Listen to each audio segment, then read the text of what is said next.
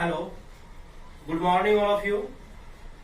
नमस्कार, my self Suryakant Kumar और आप देख रहे हैं आकांक्षा क्लासेस।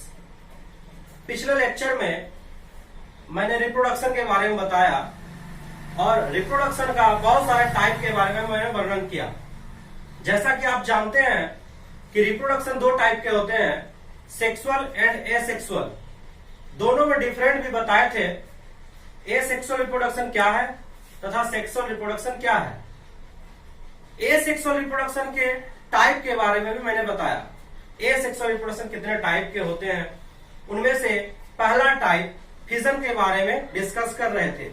ध्यान दीजिए, फिजन के बारे में मैंने बताया कि जब कोई पेरेंट सेल अपने आप को बांटकर दो या दो से अधिक न्यू ऑफस्प्रिंग का फॉर्मेशन करता है तो इसे फिजन कहा जाता है। मैंने बताया फिजन दो टाइप के होते हैं, binary fission and multiple fission. Binary fission फिर कई टाइप के होते हैं। अब मैं डिस्कस करूंगा कि बाइनरी फिजन कितने टाइप के होते हैं। चलिए देखते हैं। ध्यान दीजिए, मैंने बताया कि फिजन दो टाइप के होते हैं। Binary fission, bi that means two, bi that means two. Binary fission that means कि एक पेरेंट्स जस्ट लाइक अमीबा, एक पेरेंट्स दो ऑफस्प्रिंग का फॉर्मेशन करता है, दो न्यू ऑफस्प्रिंग का फॉर्मेशन करता है, इसीलिए इसे बाइनरी फिजन के नाम से जाना गया। अब मैं बात करूंगा, बाइनरी फिजन कई टाइप के होते हैं। आप ध्यान दीजिए,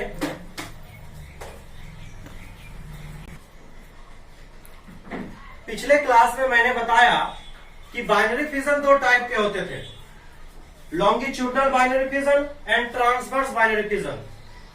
मैंने इसके बारे में बता चुका था कि लॉन्गिट्यूडनल बाइनरी फिजन का एग्जाम्पल यूग्लिना होता है, यानी कि यूग्लिना में लॉन्गिट्यूडनल बाइनरी फिजन होता है। आपको फिगर के माध्यम से ही बताया था। और ट्रांसवर्स बाइनरी फिजन का एग्जाम्पल पारामीशियम होता है, यह भी आपको मैंने बताया था, पारामीशियम। यानी कि लॉन्गिट्यूडनल बाइनरी फिजन यूग्लिना में होता है और ट्रांसवर्स बाइनरी फिजन पारामीशियम में होता है। और भी कई टाइप का बाइनरी फिजन होता है, oblique binary fission. Oblique binary fission that means आपको इसका एग्जाम्पल मिल जाएगा, बहुत कम एग्जाम्पल होता है इसका। आपको इसका एग्जाम्पल मिल जाएगा Opalina, Opalina. Oblique binary fission क्या होता है कि फॉर एग्जाम्पल में मान लीजिए कि कोई एक जीव है ऐसे, अगर ये इस पोजीशन से कट रहा है दैट मीन्स ये लॉन्गिट्यूडनल बाइनरी फिजन। अगर ये इस पोजीशन से कट रहा है that means transverse binary fission. लेकिन अगर हम बात करें कि ये दोनों पोजीशन से नहीं बल्कि ये इस एंगल से कट रहा है, ऑब्लिक।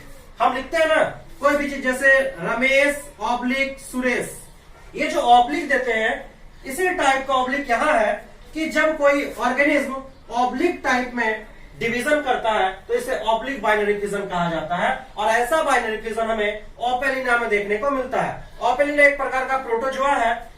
अगला हमारा नेक्स्ट है irregular binary fission. Irregular binary fission का मतलब क्या होता है? इसका एग्जांपल होता है अमीबा, अमीबा। यानी कि किसी कोई डिफरेंट एंगल नहीं होता है सेक्शन का। जैसे अमीबा है, ये अमीबा किसी भी एंगल से बढ़ सकता है, किसी भी एंगल से, इसका कोई डिफरेंट एंगल नहीं होता है, इसलिए हम इसे इरेगुलर बाइनरी फिजन कहते हैं। दैट मीन्स आप समझ चुके हैं कि बाइनरी फिजन मेनली 4 टाइप्स के होते हैं, longitudinal binary fission, transverse binary fission, oblique binary fission and irregular binary fission. चारों का आप एग्जाम्पल याद रखिए, बहुत इंपॉर्टेंट है एग्जाम्पल याद रखना। चलिए हम आगे बात करते हैं। बाइनरी फिजन के बाद मल्टीपल फिजन के बारे में हम बात करते हैं।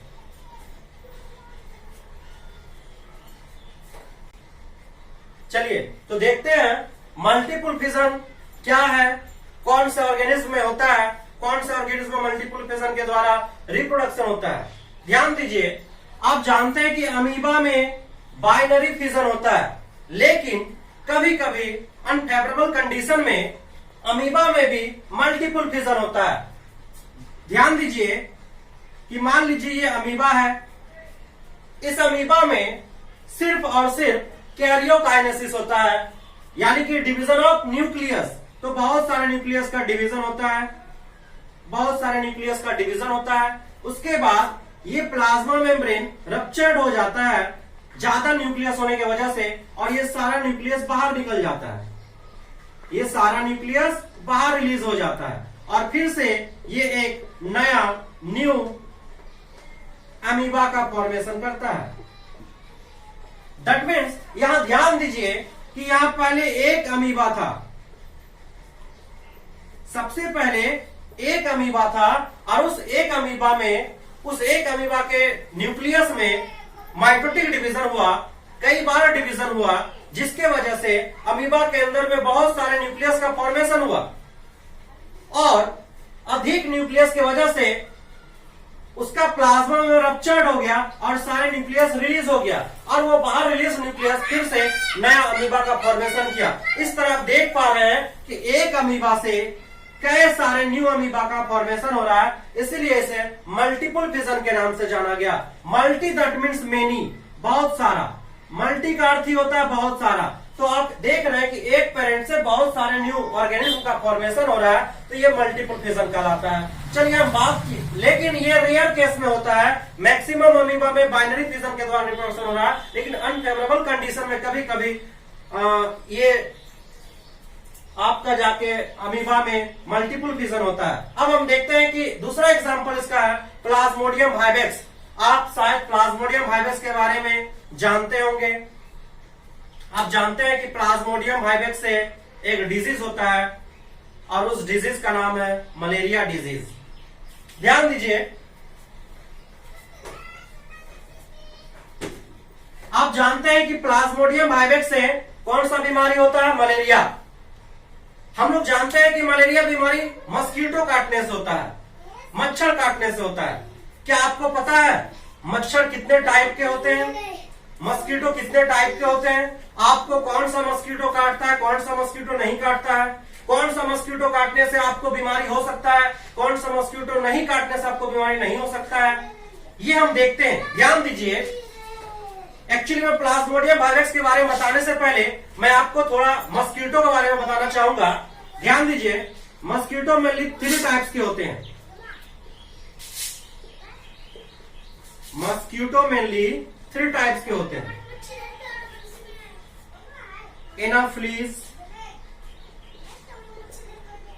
Anopheles mosquito, Culex mosquito and Aedes mosquito. ध्यान दीजिए, मान लीजिए कि ये एनाफ्लीज मस्कीटो है,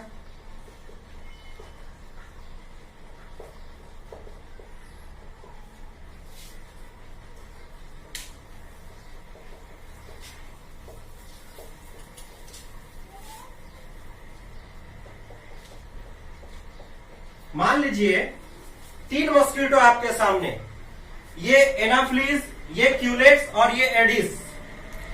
अब क्या होता है कि ये मस्कीटो आपको बाइट कर रहा है, किसी बच्चे को बाइट कर रहा है।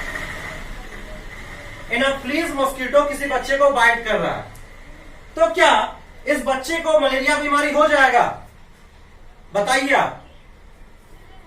हम लोग रात को सोते हैं, मस्कीटो नेट नहीं लगाते हैं, कई बार भूल जाते हैं, रात में 50 मस्कीटो काटता है। क्या हमें बीमारी हो जाता है? क्या हमें मलेरिया हो जाता है? बिल्कुल नहीं। किसी किसी को हो भी जाता है, किसी को क्यों होता है, किसी को क्यों नहीं होता है, इसी बात पर डिस्कस करने जा रहे हैं। ध्यान दीजिए, ये जो मस्कीटो काटा इस बच्चे को, ये जरूरी नहीं कि इस बच्चे को मलेरिया बीमारी हो जाए, क्योंकि एक बात आपको बता दें कि एनाफ्लीज मस्कीटो से मलेरिया बीमारी होता है। मलेरिया, एनाफ्लीज मस्कीटो अगर काटता है तो कौन सा डिजीज होगा? मलेरिया। क्यूलेक्स अगर काटता है तो आपको होगा फाइलेरिया, फाइलेरिया बीमारी। आप जानते होंगे फाइलेरिया बीमारी किसे कहते हैं? हाथी पांव बीमारी, जिसे फाइलेरियोसिस के नाम से भी जानते हैं। एक साइड का पैर बहुत ज्यादा मोटा हो जाता है, ध्यान दीजिए, आगे बात करेंगे उसके बारे में। और एडिस मस्कीटो के काटने से डेंगू बीमारी होता है, डेंगू। तो आपके सामने 3 मस्कीटो है और 3 बीमारी है। ध्यान दीजिए, मलेरिया जो एनाफिलिस के काटने से होता है, फाइलेरिया जो क्यूलेक्स के काटने से होता है, और डेंगू बीमारी जो एडिस के काटने से होता है। एक्चुअली में यह बीमारी इस मस्कीटो से नहीं होता है, तो फिर किससे होता है? इस मस्कीटो के अंदर कुछ पैरासाइट पाए जाते हैं। पैरासाइट क्या है? आपके सामने एक टर्म आया, पैरासाइट। ये पैरासाइट क्या है? पैरासाइट दैट मीन्स जो आपको बीमारी फैला रहा है। Simple language, parasite that means जो आपको बीमारी फैला रहा है। आपको बीमारी 2 तरीके से फैलाया जाएगा।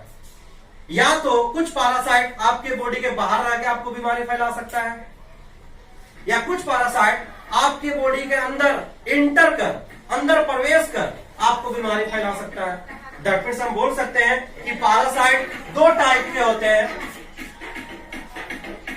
पैरासाइट 2 टाइप के होते हैं। जो बाहर से बीमारी फैलाए उसे हम इक्टोपैरासाइट के नाम से जानते हैं, और जो हमारे बॉडी के अंदर प्रवेश करके हमें बीमारी फैलाता है तो उसे हम इंडोपैरासाइट कहते हैं। इंडोपैरासाइट, इस पर चर्चा करेंगे हम आगे। फिलहाल अभी हमारा टॉपिक है मस्कीटो। मस्कीटो के बारे में जानते हैं। तो हम बात किए, यहाँ 3 मस्कीटो है आपके सामने, और तीनों मस्कीटो से 3 अलग अलग प्रकार के डिजीज होते हैं। तीनों डिजीज के बारे में देखते हैं। तो ये जो मलेरिया डिजीज है, जैसा कि आप जानते हैं कि मलेरिया डिजीज एनाफिलिस मस्कीटो के काटने से होता है। ऐसा नहीं है। मलेरिया बीमारी इसलिए होता है क्योंकि जो मस्कीटो हमें काट रहा है उसके अंदर एक पैरासाइट पाया जाता है। जो मस्कीटो हमें काट रहा है उसके अंदर एक पैरासाइट पाया जाता है, और उस पैरासाइट का नाम है प्लाज्मोडियम वाइवेक्स। ध्यान दीजिए, बात को समझिए, बात को समझना जरूरी है।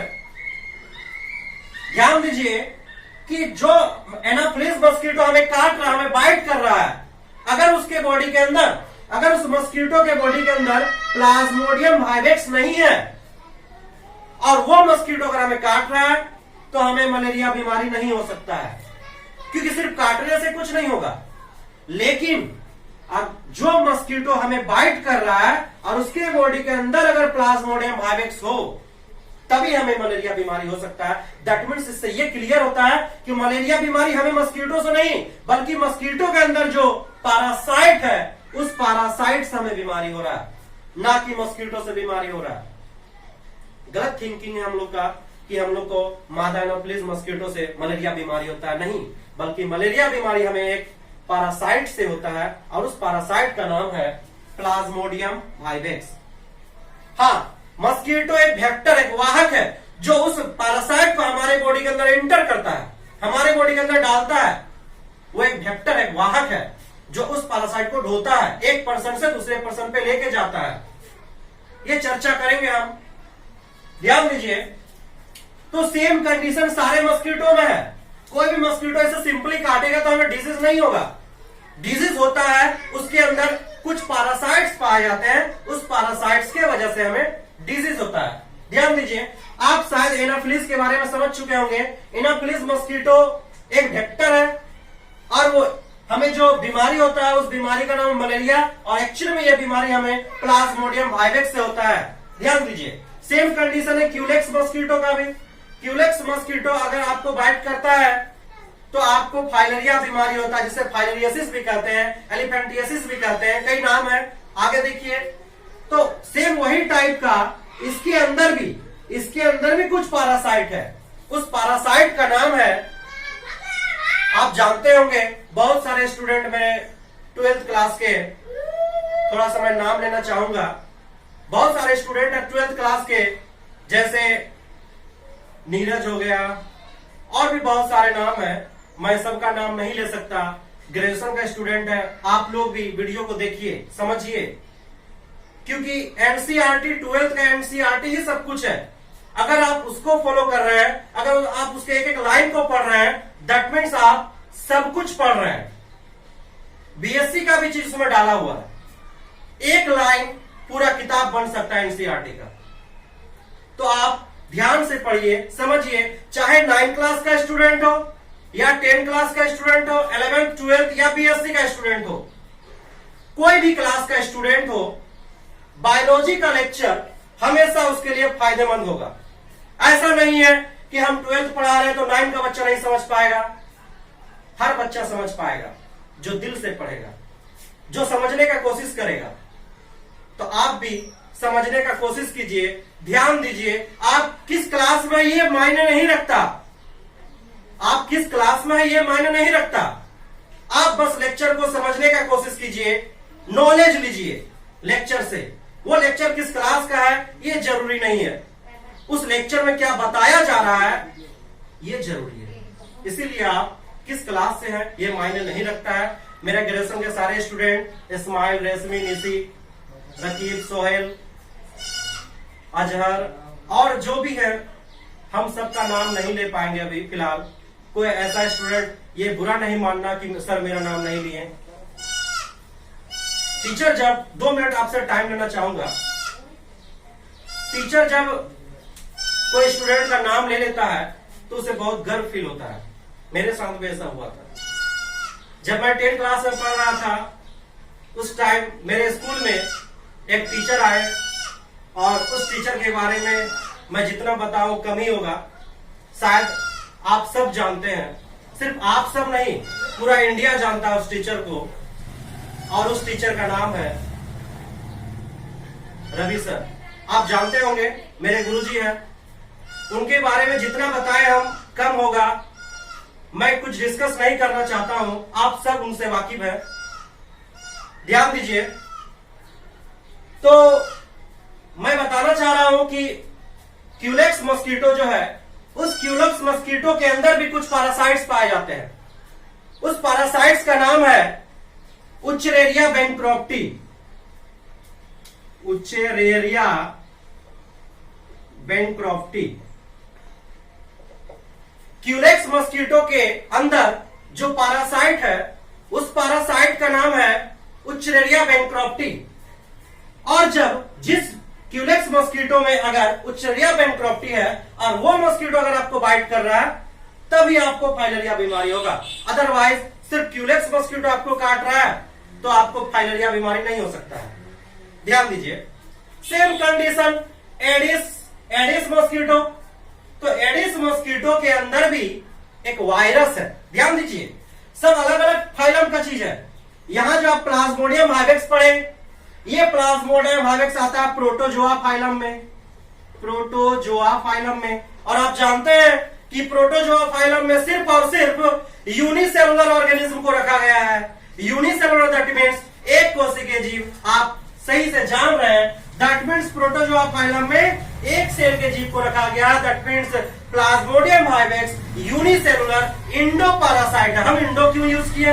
क्योंकि वो हमारे बॉडी के अंदर जाके प्रवेश करता है। कैसे प्लाज्मोडियम हाइवेक्स आपके बॉडी के अंदर जाता है, उसका कौन सा स्टेज जाता है, उसका इन्फेक्टिव स्टेज क्या है, उसके इन्फेक्टिव स्टेज को स्पोरोजॉइट कहा जाता है, वो कैसे आपके बॉडी के अंदर प्रवेश करता है, आपके लीवर पे कैसे अटैक करता है, फिर लीवर से ब्लड में कैसे अटैक करता है, ये सारा प्रोसेस हम लोग आगे पढ़ेंगे। धैर्य रखिए, आप टेंशन मत लीजिए, ध्यान दीजिए। तो आप देख रहे हैं कि प्लाज्मोडियम हाइवेक्स प्रोटोजोआ से बिलोंग करता है। दैट मीन्स प्रोटोजोआ क्या है? फाइलम है, एक फाइलम है। ध्यान दीजिए। और ये जो उच्चरेरिया बैंक्रॉप्टी है, ये बताइए आप, मैं नहीं बताऊंगा।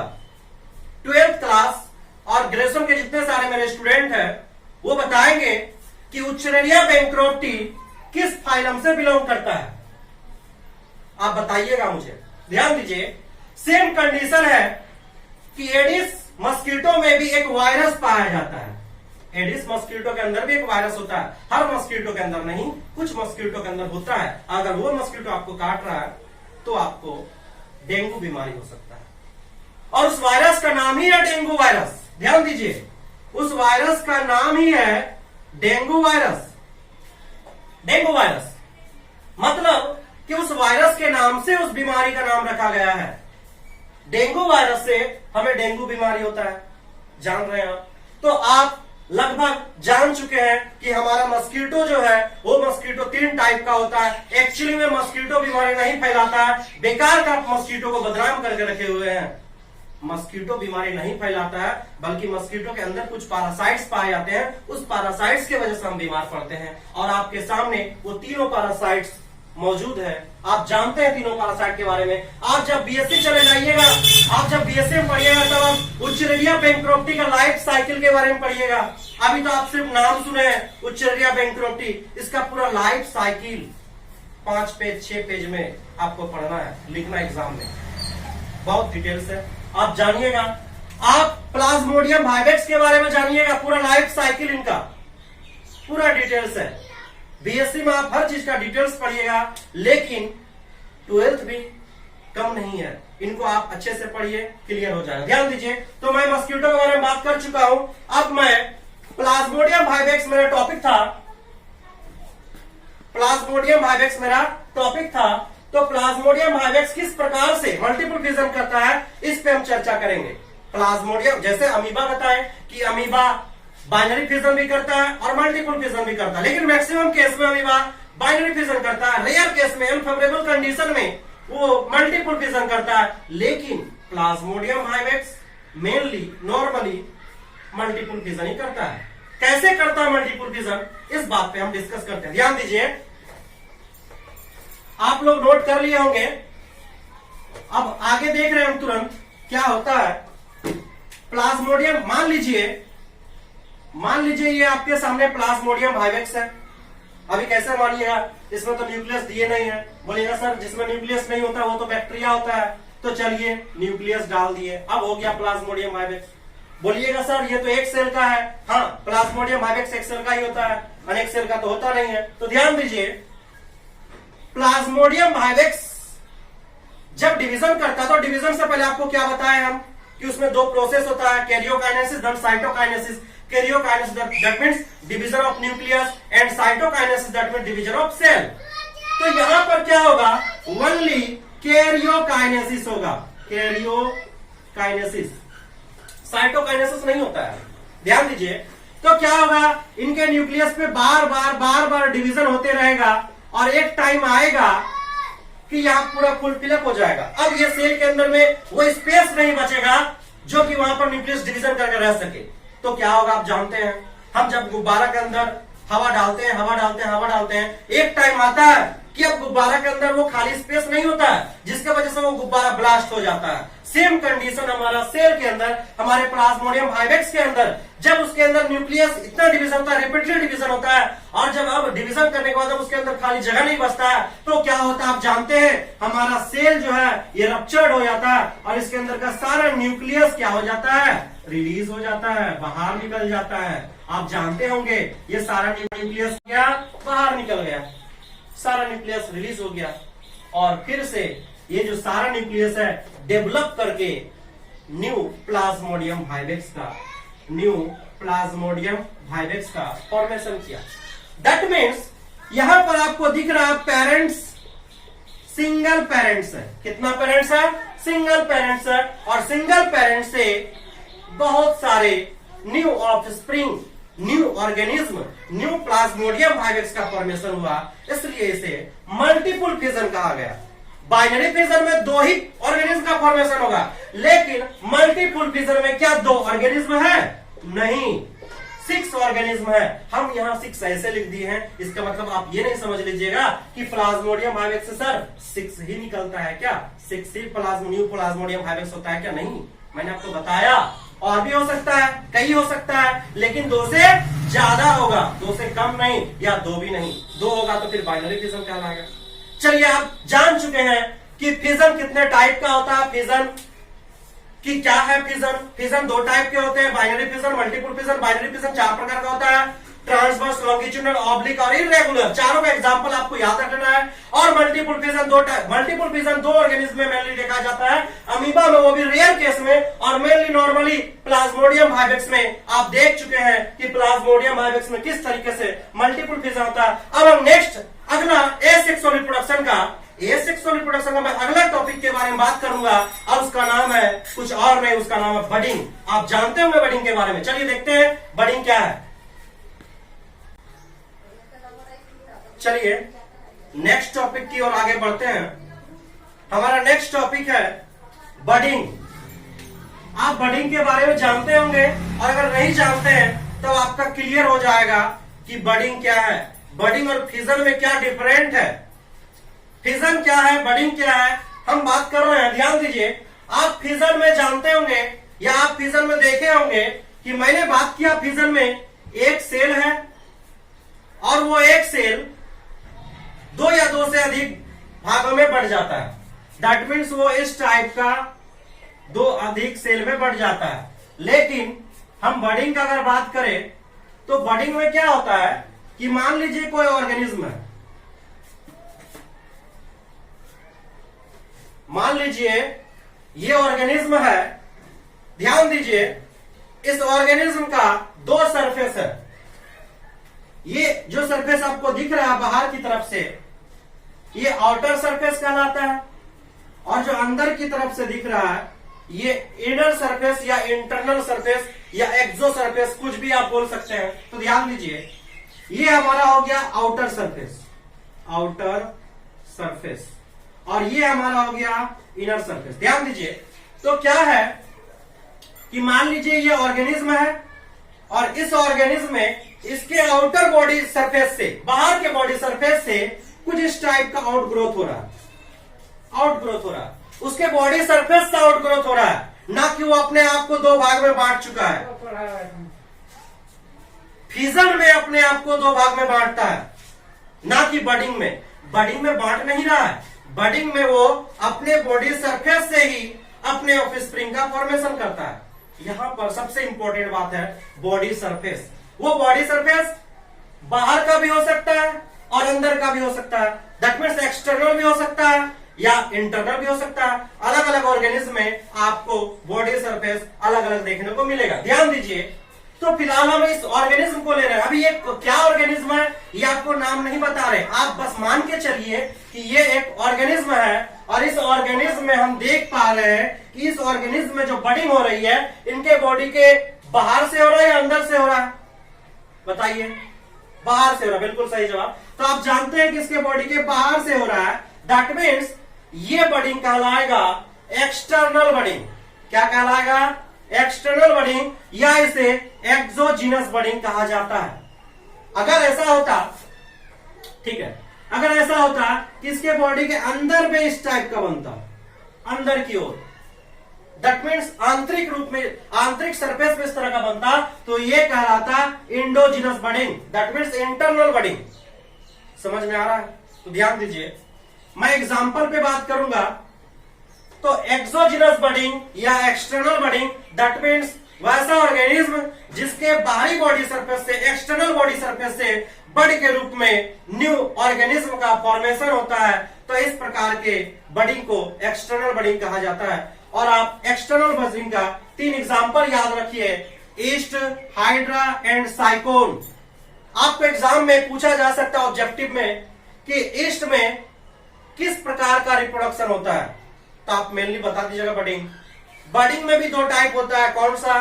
तो आपको बताना होगा एक्सोजिनस बडिंग। ध्यान दीजिए, चलिए ईस्ट के बारे में जान चुके हैं। देखिए और एक इंपॉर्टेंट बात याद रखिएगा कि ईस्ट यूनिसेलुलर होता है। ईस्ट यूनिसेलुलर होता है और ये एक प्रकार का फंगी है।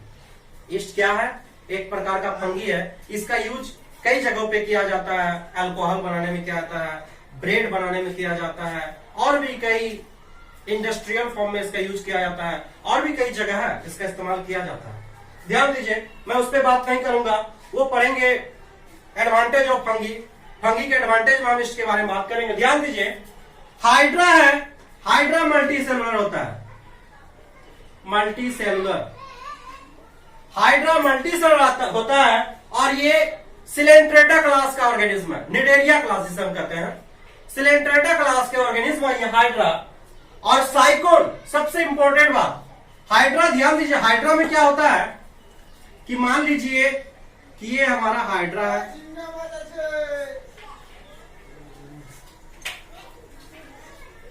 ये हाइड्रा है। क्या होता है आप जानते हैं हाइड्रा का ये एक्सटर्नल सरफेस और ये इंटरनल सरफेस। तो हम जानते हैं कि हाइड्रा एक्सोजिनस बडिंग करता है, दैट मीन्स एक्सटर्नल बडिंग करता है।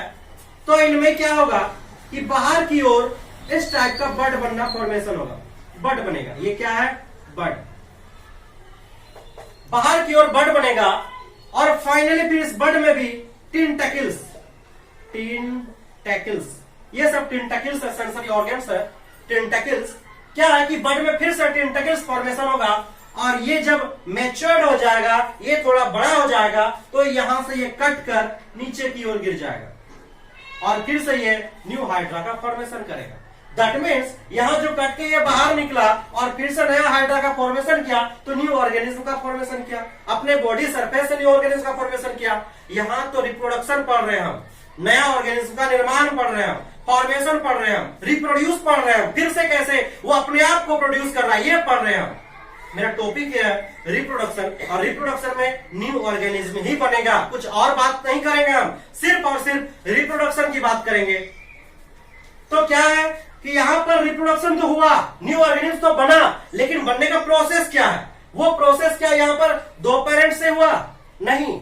दो पेरेंट्स मिलके क्या बनाया? नहीं। अगर टू पेरेंट्स मिलके ये हाइड्रा का फॉर्मेशन करता तो फिर तो ये सेक्सुअल रिप्रोडक्शन कहलाता। ये तो हमारा है ए सेक्सुअल रिप्रोडक्शन। हम जानते हैं ए सेक्सुअल क्यों बोले? क्योंकि ये सिंगल पेरेंट्स है और सिंगल पेरेंट्स से एक ऑर्गेनिज्म का फॉर्मेशन हो रहा। ये विश्वविख्यात नाम है हाइड्रा, और हाइड्रा से सब जान रहे हैं कि हाइड्रा क्या है, हाइड्रा किस प्रकार से रिप्रोडक्शन करता है। ध्यान दीजिए, ये हमारा हो गया हाइड्रा। हाइड्रा में एक्सोजिनस बडिंग होता है, आप नोट कर लीजिए। अब हम आगे बात करेंगे कि साइकोन में किस टाइप से बडिंग होता है। अब जानते देखिए, साइकोन में इंटरनल बडिंग भी होता है और एक्सटर्नल बडिंग भी होता है। ध्यान दीजिए, कब इंटरनल कब एक्सटर्नल होता है। ये हमारा साइकोन है, ये हमारा साइकोन है, ये सबस्ट्रेटम है, सबस्ट्रेटम या इसको रॉक बोल सकते हैं, चट्टान, चट्टान है। और ये हमारा साइकोन है। साइकोन का नाम सुने हैं कि नहीं बताइए? साइकोन एक प्रकार का स्पॉन्जी है। स्पॉन्जी क्या है आपको बाद में इस बारे में डिस्कस करेंगे। ध्यान दीजिए, सबसे पहले पोरीफेरा फाइलम, कौन सा फाइलम? पोरीफेरा। पोरीफेरा फाइलम से यह बिलोंग करता है साइकोन। ये एक प्रकार का मेराइन स्पॉन्जी है, मेराइन स्पॉन्जी है। मेराइन स्पॉन्जी क्या है? मेराइन दैट मीन्स समुद्री। ये ऑर्गेनिज्म समुद्र में पाया था, समुद्र के नीचे, सबसे नीचे। ये तैरता नहीं है, ये स्विमिंग नहीं करता है, ये सेसाइल होता है, फिक्स्ड होता है एक स्थान से, चट्टान से। आप देख रहे हैं नीचे, देख पा रहे हैं किसी चट्टान से चिपका होता है ये ऑर्गेनिज्म। तो ये हमारा है साइकोन। साइकोन का अगर हम स्ट्रक्चर की बात करें तो थोड़ा सा इसके बारे में जान लेते हैं कि ये साइकोन के बॉडी में छोटा छोटा पोर पाया जाता है, स्मॉल स्मॉल पोर पाया जाता है। इस पोर को ऑस्टिया के नाम से जानते हैं, ऑस्टिया।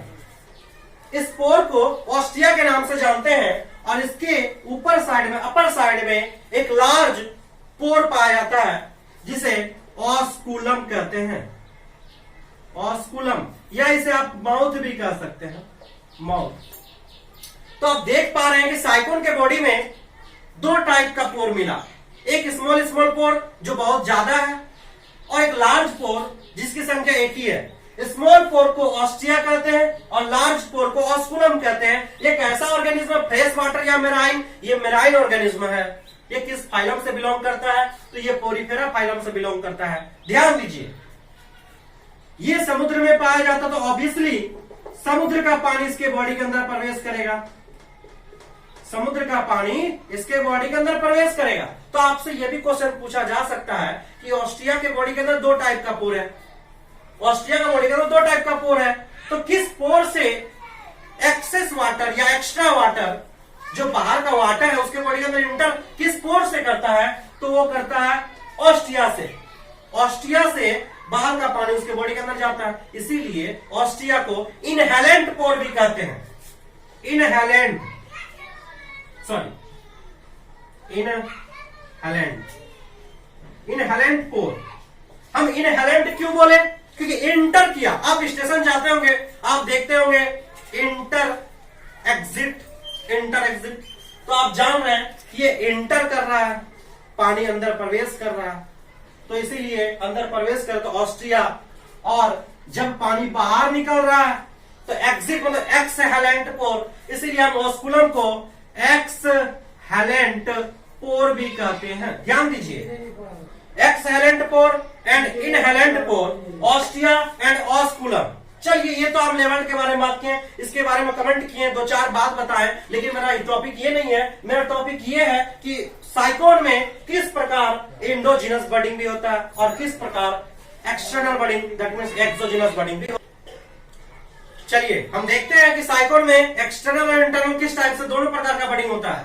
ध्यान दीजिए कि अगर ये आपके सामने साइकोन है तो यहां पर इस टाइप का छोटा सा ये चट्रॉक है, ये माउथ है, यहां छोटा सा बड फॉर्मेशन हुआ। साइकोन में भी क्या बन गया? बड बन गया। एक या एक से अधिक भी बड बन सकता है। तो आप देख रहे हैं कि ये इसके बॉडी के आउटर सरफेस से बड बना, दैट मीन्स बड साइकोन में भी पॉसिबल है, साइकोन में भी बडिंग के द्वारा रिप्रोडक्शन होता है। ये तो हम बात किए एक्सटर्नल बडिंग, एक्सटर्नल या फिर एक्सोजीनस बडिंग के बारे में, ठीक है। अब हम बात करेंगे साइकोन में इंटरनल बडिंग कैसे होता है। तो ध्यान दीजिए कि अगर ये आपके सामने साइकोन है तो इसके अंदर कुछ इस टाइप का पार्ट फॉर्मेशन होता है और ये माउथ होते हुए बाहर निकलता है, जिसका नाम, जिसे हम गैम्यूल्स के नाम से जानते हैं। क्या कहते हैं? गैम्यूल्स। आप याद रखिएगा कि अगर आपसे पूछे कि साइकोन में इंटरनल बडिंग के ड्यूरेशन में, इंटरनल बडिंग के दौरान किस चीज का फॉर्मेशन होता है, तो आपको बताना होगा गैम्यूल्स का फॉर्मेशन होता है। तो यानी कि यहां पर गैम्यूल्स का फॉर्मेशन होता है, ये हमारा है गैम्यूल्स। और इस गैम्यूल्स के अंदर में आपको छोटे छोटे छोटे छोटे स्पेशल टाइप के सेल देखने को मिलेगा। इस सेल को आर्कियोसाइट्स के नाम से जाना जाता है, आर्कियोसाइट।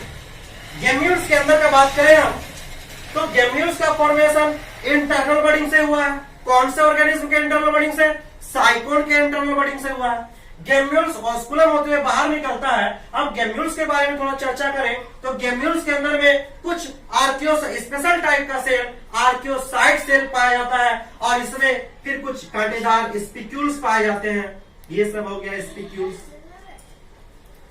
स्पिक्यूल्स ये हमारा माइक्रोपाइल, माइक्रोपाइल, माइक्रोपाइल। तो आप देख पा रहे हैं कि साइकोन के अंदर में दोनों प्रकार का बडिंग होता है, एक्सटर्नल बडिंग में, इंटरनल बडिंग में। एक्सटर्नल बडिंग में बड फॉर्मेशन होता है और न्यू साइकोन का फॉर्मेशन होगा, लेकिन इंटरनल बडिंग में एक साइकोन गैम्यूल्स का फॉर्मेशन करता है। आज के लेक्चर में यहीं तक रखते हैं, फिर मैं नेक्स्ट लेक्चर में बताऊंगा कि और क्या क्या विधि से एसेक्सुअल रिप्रोडक्शन होता है, स्पोर फॉर्मेशन के द्वारा, रीजनरेशन के द्वारा, कैसे छिपकली का पैर या उसका टेल अगर कट जाए तो फिर से उसका निर्माण कैसे होता है। यस, ये पॉसिबल है। अगर लिजार्ड का टेल कट जाए तो फिर से वो अपने टेल का फॉर्मेशन कर सकता है। क्या आपका अगर हाथ काट दिया जाए तो क्या आपका हाथ फिर से बन सकता है? इम्पॉसिबल, ये नहीं हो सकता। ये हमारी बॉडी में ऐसा पावर नहीं है, लेकिन कुछ ऐसा ऑर्गेनिज्म है जिसके बॉडी में ये गॉड पावर दिया हुआ है कि उसका बॉडी का कोई पार्ट अगर कट जाए तो फिर से वो अपने बॉडी का पार्ट, उस पार्ट को फिर से रीजनरेट कर पाए। इस प्रोसेस को रीजनरेशन कहा गया है। मैं बताऊंगा आपको नेक्स्ट लेक्चर में कि रीजनरेशन क्या है, वेजिटेटिव प्रोपगेशन क्या है, ये सारे के बारे में मैं नेक्स्ट लेक्चर में बताऊंगा। आज के लिए इतना ही। धन्यवाद। वीडियो को लाइक करें, सब्सक्राइब करें एंड शेयर करना ना भूलें। धन्यवाद।